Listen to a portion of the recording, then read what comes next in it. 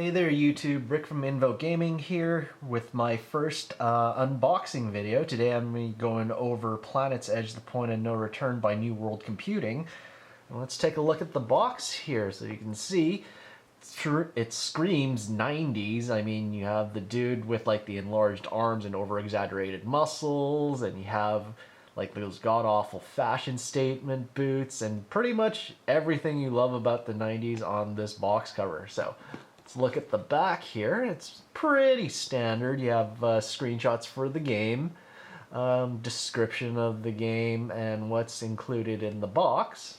Now on the side, we've got the format label, which would come in different colors depending on what platform you bought it on, say like Amiga, Atari, or Mac. So let's open it up here.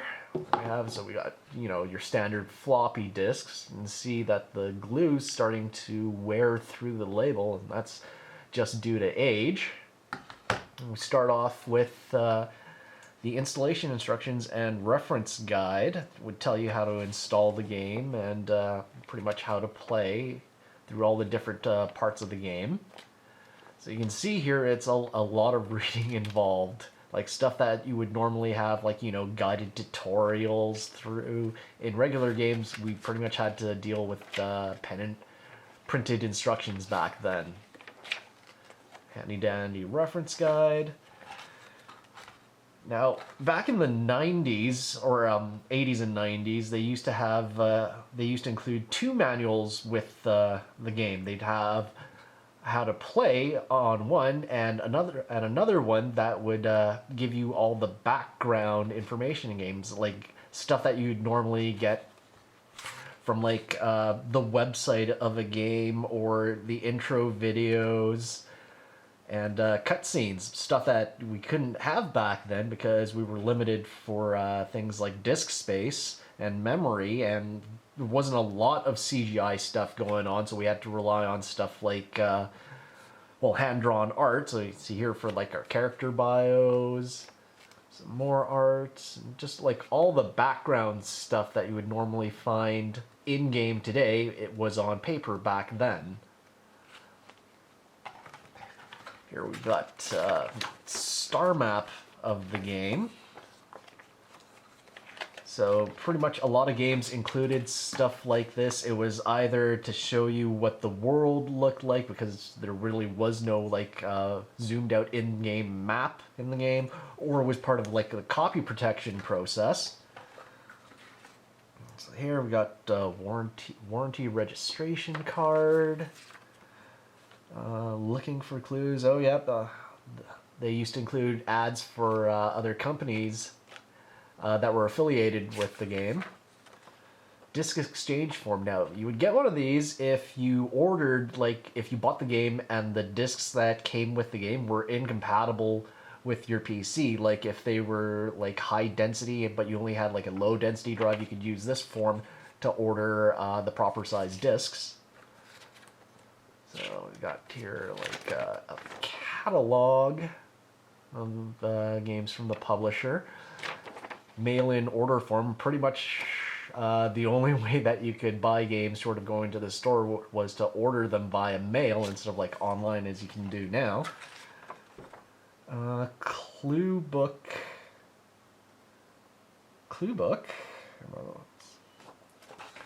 And they included like miscellaneous stuff, like in this case it's just like a notepad. So that's pretty much it.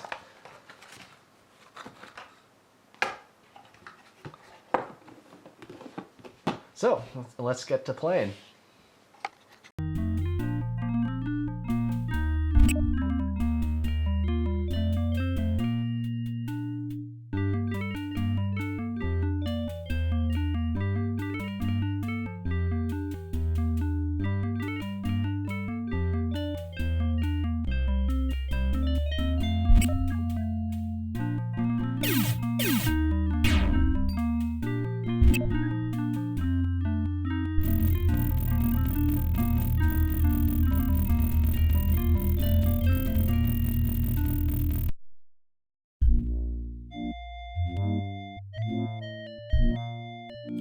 see, it's a pretty basic top-down sort of isometric view, tile-based game. Lots of reading involved. You're going to be talking to a lot of different characters in this game, so lots of reading to do. See, pretty basic movement, just 4 directions.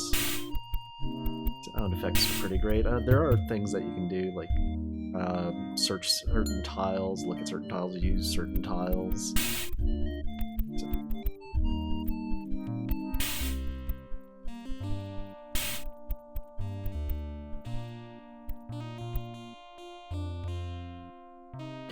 Let's get into some combat now. As you can see, it's a pretty basic combat engine. You're not really doing anything except selecting a target and clicking shoot. There's no targeting of different body parts, no criticals, no special attacks, no like magic system or anything like that. It's pretty straightforward.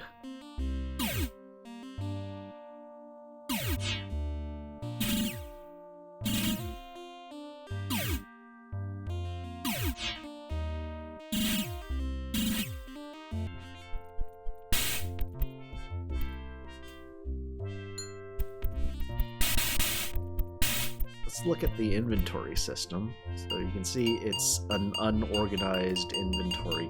Whatever you picked up is in whatever order in your inventory. Here we have the main part of the game. When you're at the moon base, here we're going to customize the ship. Now, outside of EVE Online, I haven't encountered any sort of like in-depth ship customization to this level out of any game that I've ever played.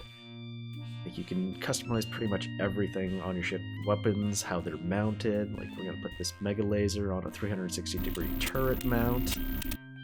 You can have as many or as few engines as you want, so you can go as slow as fast as you want, you know, for extra cargo space. So let's make this somewhat fast and put on a couple Mark II engines.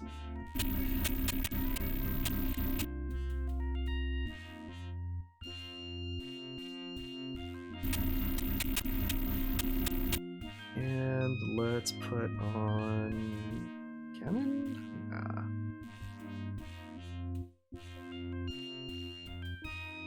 X-ray beam on a forward mount.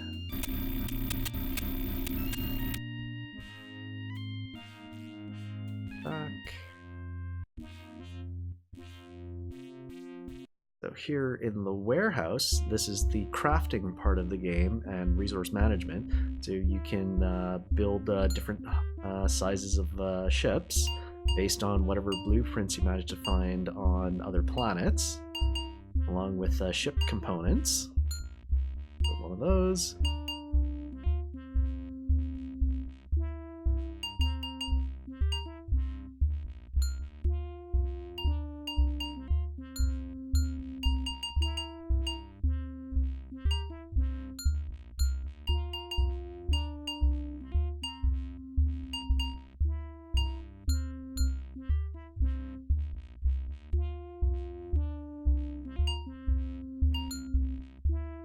You can build your character items based on whatever you manage to salvage from whatever you manage to loot on different missions.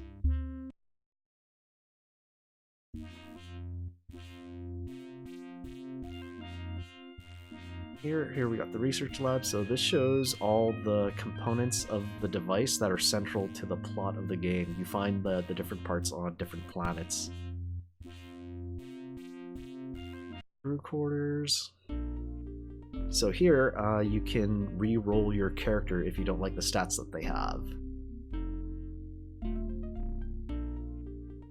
Let's clone her.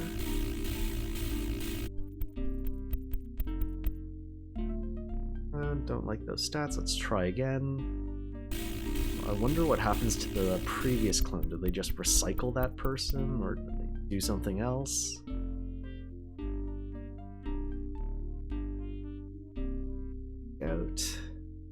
So let's go into space now. As you can see, it's just like a top-down scroller sort of game. Now we're in the solar system view. Now we're going to go out galactic view.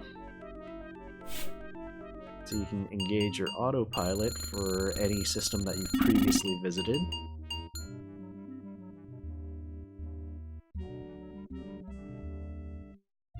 See, the map is a pretty zoomed in view. That's why they included the paper map so you can see the galaxy as a whole.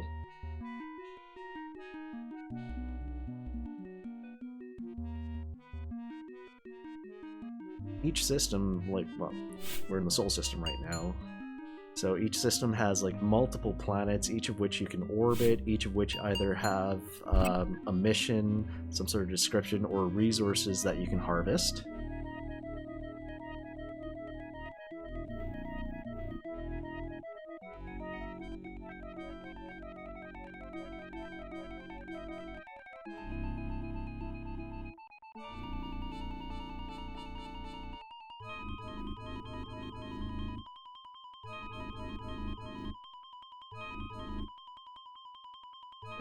On your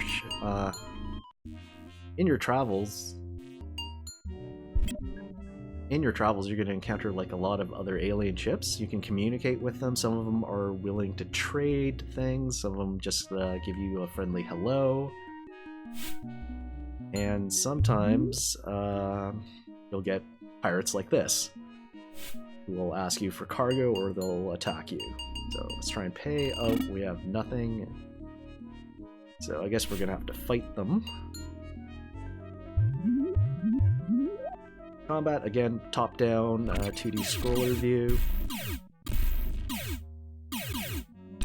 Combat is pretty basic, and I think I read somewhere that this combat engine was an engine that they were developing for the Star Trek Starfleet Battles game.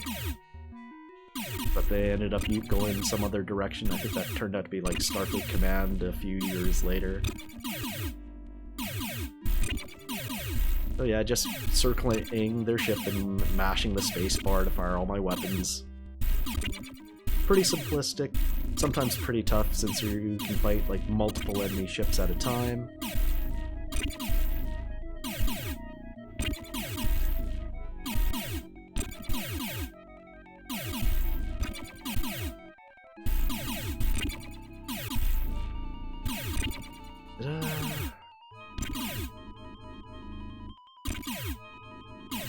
Normally combat doesn't usually take this long, it's just I didn't mount a lot of guns on this ship. And usually when you pick a fight you want to try and outmass the enemy ship by at least 2-3 sizes.